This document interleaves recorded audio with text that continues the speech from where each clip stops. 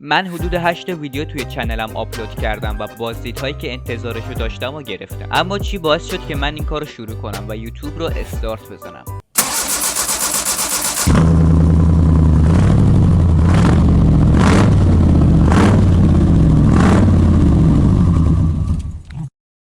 سلام، من پوری هستم و تو این ویدیو قرار خودم رو معرفی کنم و کارهایی که قراره توی آینده انجام بدم و اینجا براتون توضیح بدم. من از بچگی دوست داشتم معروف بشم و همه منو بشناسن، در حدی که وقتی رفتم تو خیابون یکی بیاد تا بهش امضا بدم. اولین چنلم رو توی روبیکا ساختم که چند ماه بعدش اکانت روبیکام فیلتر شد. چند وقت بعدش یه چنل آپارات زدم که بعد رمز و جیمیلش رو یادم رفت و 11 آبان پارسال یه چنل تلگرام ساختم که همین الانم دارمش. میخواستم فقط توی همون تلگرام فعالیت کنم و بعدش به خودم گفتم برای معروفیت باید توی همه پلتفرم‌ها حضور داشته باشه، که همینطور که میبینید چنل یوتیوب زدم و یه سری ترس‌ها داشتم که همین الانش هم دارم. ببینید من کلا روی محتوای با کیفیت خیلی حساسیت نشون میدم و خوشم نمیاد محتوای خسته کننده یا تاکسیکی آپلود کنم. برای همین میخوام وقتی ویدیوها رو آپلود میکنم ویوهایی که حق اون ویدیوها هست رو بگیره و خب از همین موضوع میترسم که شاید ویدیوهایی که آپلود میکنم ویوهای زیادی نخوره. فعلا دارم با این موضوع کوتاه میام. حالا بریم سراغ برنامه‌های آینده.